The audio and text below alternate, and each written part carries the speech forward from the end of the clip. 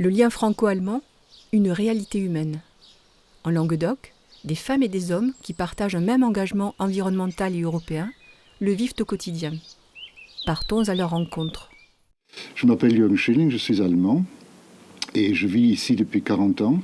Je suis de formation artiste-dessinateur et ici on se trouve sur le lieu de mon inspiration, si vous voulez, où j'ai vraiment changé mon art, où j'ai commencé à m'attaquer au paysage.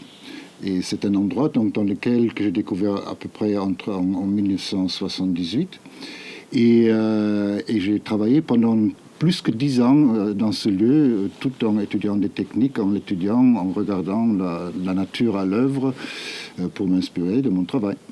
Mes rapports avec l'Allemagne, ça s'est maintenu, d'autant plus qu'au début, quand je suis arrivé en France, nous étions un groupe d'artistes et nous participons, par exemple, il y avait un célèbre metteur en scène qui faisait partie du groupe, Johannes Klett. C'était là, il y avait un sacré échange entre la France et l'Allemagne, puisque nos projets, au début, ont eu lieu en Allemagne. Si c'est mes expositions, si c'est les mises en scène de Johannes Klett, où on avait aussi des historiens d'art, c'était un échange, un véritable échange. Quand j'étais à Toulouse, j'étais longtemps engagé à Toulouse, et ça commençait d'ailleurs avec une exposition de Joseph Beuys. Je débarquais en 89, où le directeur des abattoirs me disait, Alain Mousseigne, qui me disait « Ah, tu n'es pas allemand, tu peux me faire une conférence sur Joseph Beuys ». Et c'était formidable, parce que je suis de formation aussi historien d'art et philosophe. Mais oui, cette double culture, elle m'amène plutôt à un décalage, à un recul par rapport au texte français ou à la présentation de l'art allemand, parce que je peux jouer sur les deux registres en quelque sorte. Et ça, c'est fort intéressant, cette recul et cette distanciation. Le Midi de la France, c'est un mythe pour les Allemands. Ça, c'est clair et net. Nous avons tous aspiré de venir ici. Et pour nous, c'était quelque chose, le soleil et une autre ambiance culturelle. Et c'est cette image qu'on se fait. On vit avec plaisir, les plaisirs de la table, rien que manger 3 heures. Dans ma belle famille, c'était être attablé pendant 3 heures ou plus avec des discussions, le vin et tout ça. C'est formidable, ça, je ne le connaissais pas du tout comme ça. Et oui, c'est un véritable mythe, ça. Wie Gott in Frankreich leben. Vivre comme Dieu en France. Donc Bertrand Ferraud, je suis paysan sur la commune de Bellegarde dans le Gard. Je suis paysan depuis 2002 en agriculture biologique, en biodynamie et en certification Naturland. Et je suis aussi président de la coopérative Univers. On a commencé à travailler avec l'Allemagne en 91, dans les années 91, parce qu'on produisait des produits en agriculture biologique. Il y avait très très peu de demandes sur le marché français. Et les Allemands avaient 20 ans d'avance sur nous, sur la consommation de fruits et légumes en agriculture biologique, parce que plus sensible à l'environnement, quoi. Eux, ils amènent la rigueur, voilà, c'est-à-dire que les commandes, elles sont précises, carrées, la rigueur sur la qualité, sur les cahiers des charges, la rigueur sur la logistique, sur le transport. Et nous, on amène, parce qu'on est sur le sud, on amène notre climat, notre terroir, où on peut faire que de la salade. Ils peuvent trouver en gros en Europe que dans nos régions où ils peuvent trouver ce style de salade que l'on fait. Donc c'est pour ça qu'ils viennent chez nous, mais ils veulent quand même une certaine sécurité, une sécurité alimentaire, sécurité de débouchés réguliers et une sécurité alimentaire.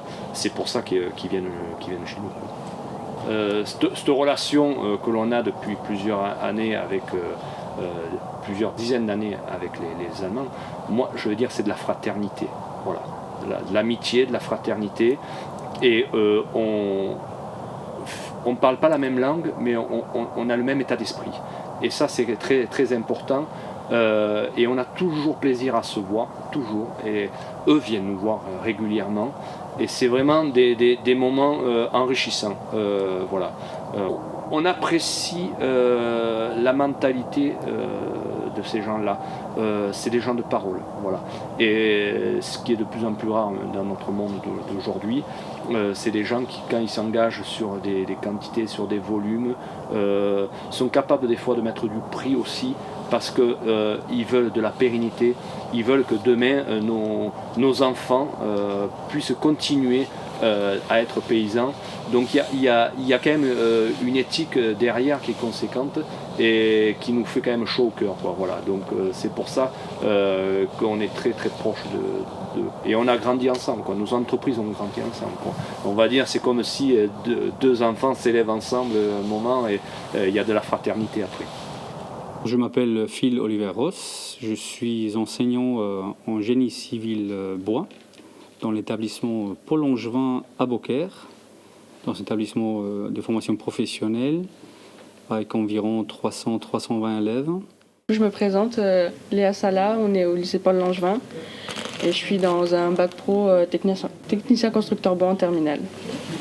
En fait, c'est une section dite européenne. Nous avons mis ça en place pour donner une chance complémentaire, supplémentaire à nos jeunes d'ouvrir cette formation à l'international, européen pour l'instant.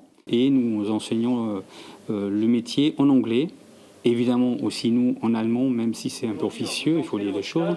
Mais nous transmettons ces deux langues en plus, des bases. Les cours d'allemand qu'on fait avec M. Ross aident beaucoup, parce que ça peut être certains mots transparents, que ce soit en anglais ou en français. Et du coup, oui, c'est vrai que quand on a fait notre PFMP en Allemagne en seconde, ça a quand même aidé pas mal de choses. S'il y avait des mots, on arrivait à s'en rappeler et donc de mieux comprendre ce que notre tuteur nous disait. Nous sommes partis par exemple avec un dispositif qui s'appelle ProTandem. Ça fait 2 ans avec cette classe qui est en terminale aujourd'hui, 9 semaines en Allemagne, en entreprise, en stage, en découverte professionnelle, évidemment culturelle. Ce qui nous intéresse beaucoup là-dedans, c'est que cette ouverture d'esprit passe par la culture, par la langue. Et on a pu avoir des activités aussi, donc c'était pas juste réellement du travail, on avait quand même beaucoup d'activités. On a été au lycée aussi, du coup on a pu rencontrer des Allemands, leurs profs, comment ils vivaient en fait réellement. Du coup ça a été assez enrichissant. C'est grâce à certains dispositifs franco-allemands que nous pouvons proposer ça aux jeunes. Il faut s'engager autant enseignants ou adultes pour accompagner les jeunes. Mais c'est vrai que cette mise à disposition de finances, c'est quand même, ça nous permet de le faire. Il ne faut pas les négliger ça, et ça on peut juste être reconnaissant envers ces organismes-là. Mais ça ouvre beaucoup l'esprit aux jeunes, quoi. Ça c'est sûr, ça c'est la base. Ce stage du coup à l'étranger m'a donné envie, oui, de repartir plus loin, malgré un petit peu encore la barrière de la langue, mais j'aimerais bien travailler à l'étranger à un moment ou à un autre si l'occasion se représente. Hallo, guten Tag, Marie-Claire. Hallo, geht's dir? Gut, und dir? Super. Parfait. En fait, l'année dernière, j'ai fait un éco-volontariat en Bavière. Et du coup, je voulais te rencontrer parce que je sais que cette année, tu fais aussi un éco-volontariat à la LPO. Oui, c'est ça. Allez, je vais te montrer. Super. Alors, moi, je suis Marie-Claire, je suis allemande et pour l'instant, je fais mon éco-volontariat ici à la LPO Occitanie. Je suis Estelle. Moi, j'ai fait mon éco-volontariat l'année dernière en Bavière et je suis française. Et j'étais dans une ferme de plantes médicinales. Et pourquoi toi tu as choisi de faire ton éco-volontariat en France et pas en Allemagne? Pour moi, c'était pareil, pour avoir plus d'expérience, pour découvrir une nouvelle culture, pour apprendre la langue, parce que pour moi, c'est toujours une chance. C'est mieux d'apprendre une langue en contact avec les gens, avoir un travail, et pas seulement avec un livre à l'école. Et oui, c'est pour ça. En fait, pour faire un éco-volontariat, on n'a besoin de rien. Enfin, on peut partir à 17, 18 ans, même sans le bac. Et voilà, c'est pour découvrir un métier, que ce soit dans la protection de la nature, dans l'agriculture, la pédagogie à l'environnement. Ouais, c'est ça. Et il n'y a pas besoin de compétences particulières. En fait, il faut surtout être motivé.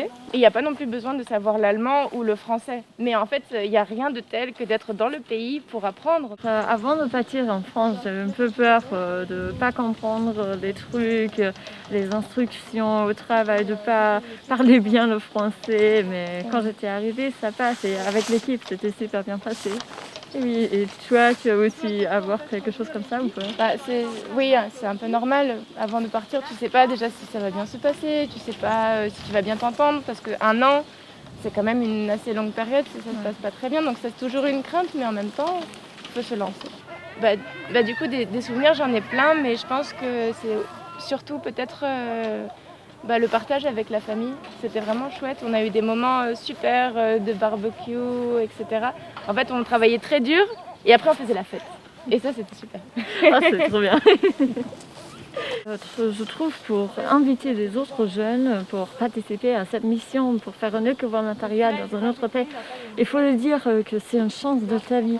Tu as vraiment la chance de reconnaître les autres cultures, de parler une autre langue, d'avoir l'expérience d'être dans un autre pays. Et ça, c'est aussi une chose pour ton travail après. Allez, rejoignez l'aventure de l'éco-volontariat. Mahmoud! Jawohl. Oui, alors l'amitié franco-allemande, c'est quoi pour toi? Pour moi, je sais pas, c'est l'humeur entre les deux pays, c'est l'amitié, c'est l'échange de culture, le vin, le fromage, les trucs traditionnels. C'est le respect, c'est l'ouverture, s'intéresser à l'autre, peut-être. Oui, c'est ça tout à fait, et ça c'est aussi important. Oui. Ouais.